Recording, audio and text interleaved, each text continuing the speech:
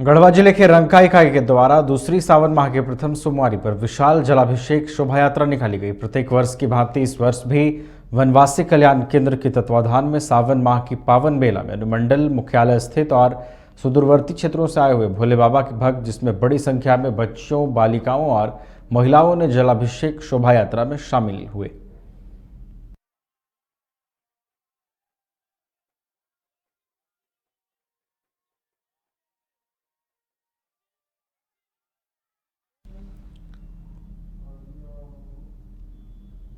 रांची के एक banquet hall में सावन महोत्सव का आयोजन किया गया, जिसमें शहर के अलग अलग हिस्सों से महिलाएं शामिल हुई। महिलाओं के श्रृंगार को लेकर कंपटीशन आयोजित किया गया, जिसमें प्रथम आने वाली महिलाओं को सम्मानित किया गया। साथ ही रैंप वॉक भी हुआ। महिलाओं में इस महोत्सव को लेकर काफी उत्साह देखा गया।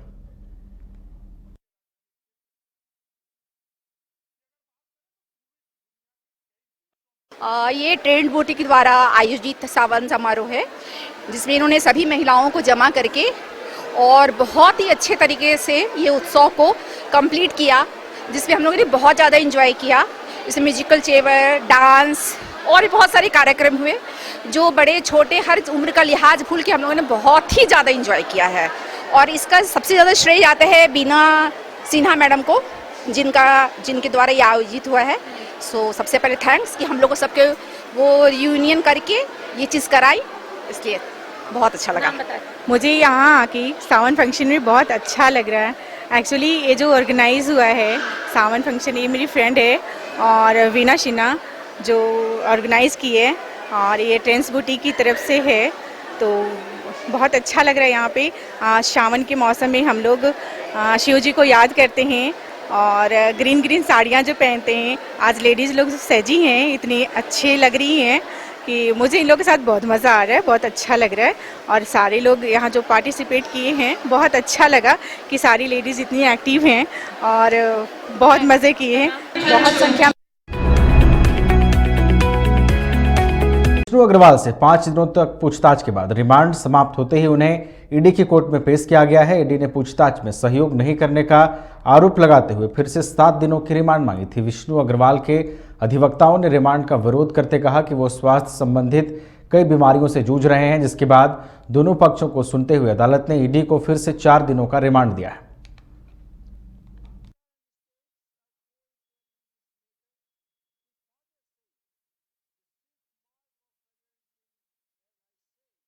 बागमारा के कतरास थाना अंतर्गत कंचनपुर पंचायत के रामपुर में एसबीआई ग्राहक सेवा केंद्र में अज्ञात अपराधियों ने हथियार के बल पर बैंक में लूटपाट की घटना को अंजाम दिया है। अपराधियों ने बैंक के अंदर घुसकर बैंक कर्मी और ग्राहक के ऊपर पिस्टल रखकर 35,000 की लूट कर ली है। अपराधियों ने 3-4 राउंड फायरिंग भी की है, जिससे इलाके में दहशत का माहौल बना हुआ है। सूचना पाकर कतरास पुलिस घटनास्थल पर पहुंचकर जांच में जुट गई है।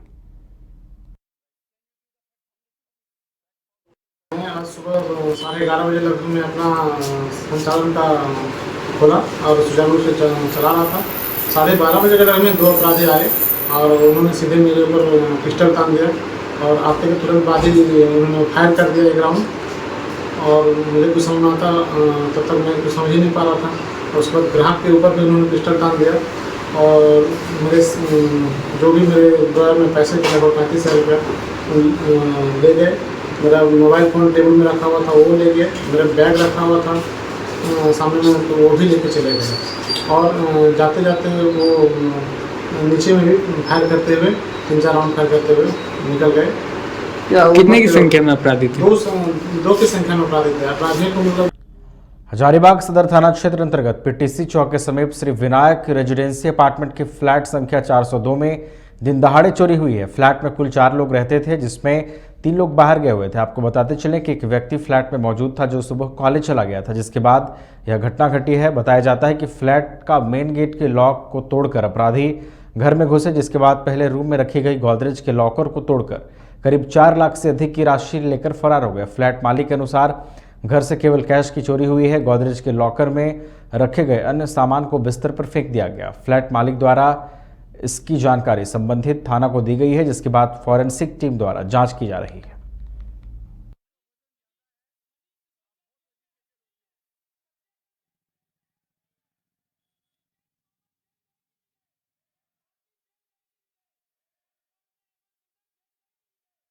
मामला यहाँ पर घर खाली था, बच्ची कॉलेज गई हुई थी, उसी बीच में आकर के ताला तोड़ करके अंदर चोर प्रवेश किए और चोरी को अंजाम दिए हुए।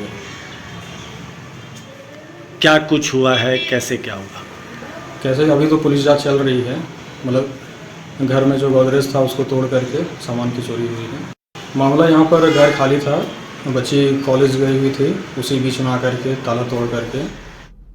विश्व आदिवासी दिवस को लेकर झारखंड के कई इलाकों में भव्य तैयारियां चल रही हैं। केंद्रीय सरना समिति भी विश्व आदिवासी दिवस को वृहद तौर पर मनाने जा रही है। इसे लेकर केंद्रीय सरना समिति प्रतिनिधिमंडल ने सीएम हेमंत सोरेन से मुलाकात की है और उन्हें 9 अगस्त को विश्व आदिवासी दिवस के अवसर पर आयोजित किए जाने वाले कार्यक्रम में आने का निमंत्रण दिया है।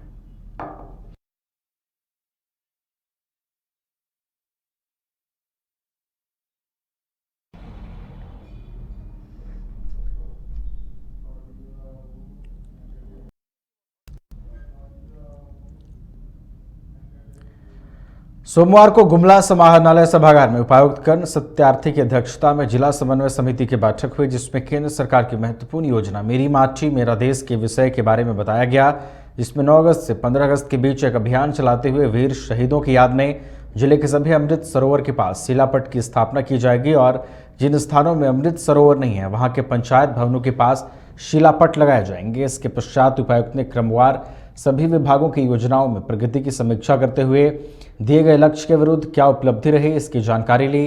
वहीं स्वास्थ्य विभाग की समीक्षा के क्रम में उपायुक्त ने जिले के 100% लाभुकों का आयुष्मान कार्ड बनाने के लिए टारगेट दिया। उन्होंने कहा कि सरकार की जितनी भी महत्वाकांक्षी योजनाएं हैं उसका लाभ सभी सुयोग्य लाभुकों तक पहुंचाया जाए।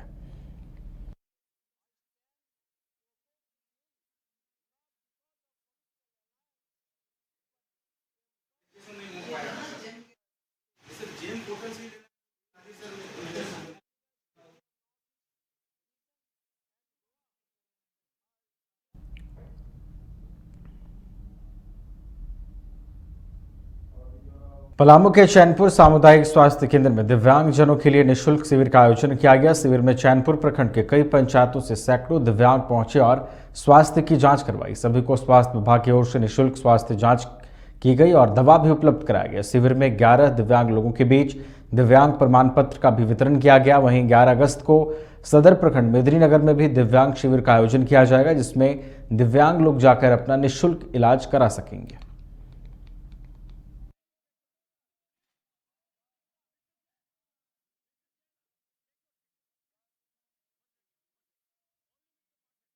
आज पिछले 1 महीने से अलग अलग दिनांक पे जिले में अलग अलग जगह पर दिव्यांग शिविर का आयोजन किया जा रहा है। आज हमारे यहाँ चैनपुर ब्लॉक के लिए यहाँ पर आयोजन किया गया था, जिसमें ऑर्थो के डॉक्टर सुशील कुमार रमन थे, ENT के भी डॉक्टर थे, आई के ऑप्थेल्मिक असिस्टेंट थे। और आज आज तो मौसम खराब था, इस वजह से आज सिर्फ 11 लोगों का हुआ है।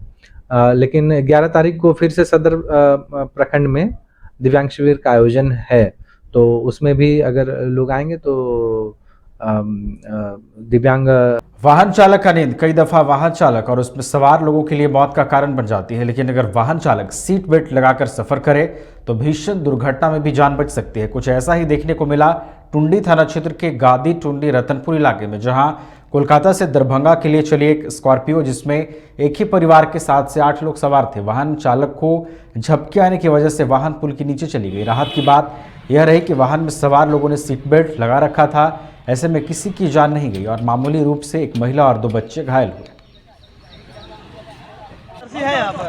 ना देखिए, ये कोलकाता बताए मतलब जो पता चला है, हम तो यहाँ थे नहीं, लेकिन हम तो कंपनी से आए इनको रिसीव करने के लिए, तो पता जो चला इनसे कि ये कोलकाता से आ रहे थे। बीते रात मतलब आपका 4:30-5 बजे के समथिंग में इनको नींद लग गया, जिसके कारण ये मतलब अनवायलेंस होकर के पुलिया के किनारे कूद गए। तो गाड़ी देख ही रहे हैं कितना क्षतिग्रस्त हुआ है।